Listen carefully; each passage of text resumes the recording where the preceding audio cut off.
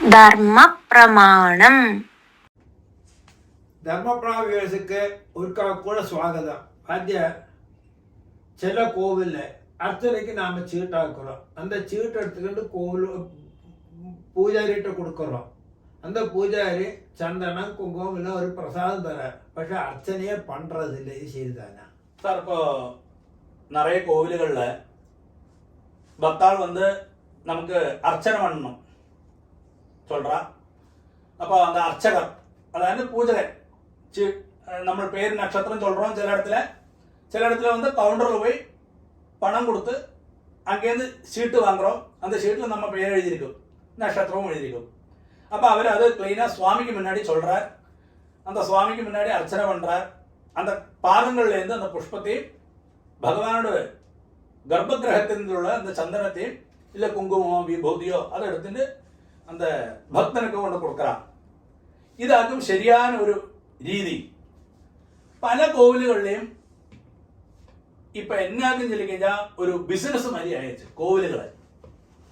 എന്നോ ഒരു പൂജാരി അങ്ങ് ഒരു പൂജ പண்றവനെ ഒക്കാത്ര അങ്ങ് ഒരു അർച്ചകനെ അവൾക്ക് ഭർത്താവോട് കാശ് മാത്രം தான் വേണം.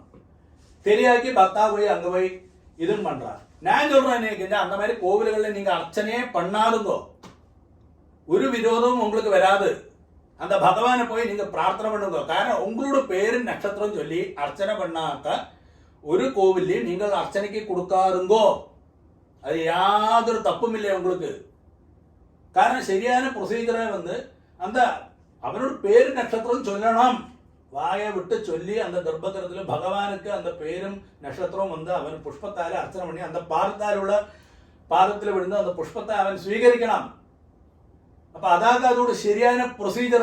പൂജാവിധിയിലെ പൂജാകൽപ്പങ്ങളിലെല്ലാം അതോട് പ്രൊസീജർ ഏത് വിധാനത്തിലെടുത്താലും ശരി.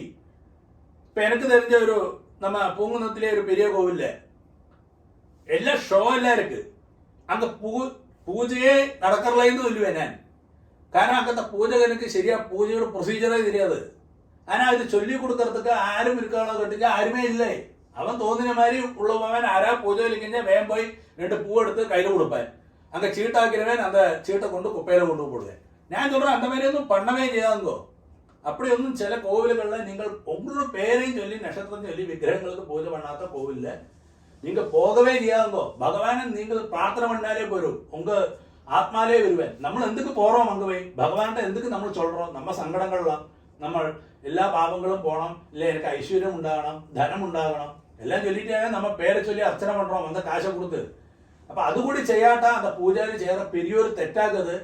அப்போ ஒரு காலம் அந்த மாதிரி ஒன்றும் செய்யப்பாங்களே அந்த பூஜகனுக்கு தெரியாட்டா அங்கே உள்ள கமிட்டியில் உள்ளவா ஆதிகாரமாയിട്ട് நீ சொல்லி பூஜை பண்ணு എന്ന് ചൊല്ലിപ്പിക്കണം. അല്ലെങ്കിൽ അവ തറ കാശ് മാത്രം വാങ്ങുന്നതിൽ അർത്ഥമില്ലേ. അത് അതോട് ശരിയാണ് இந்த കാലത്തുള്ള ആചാരം.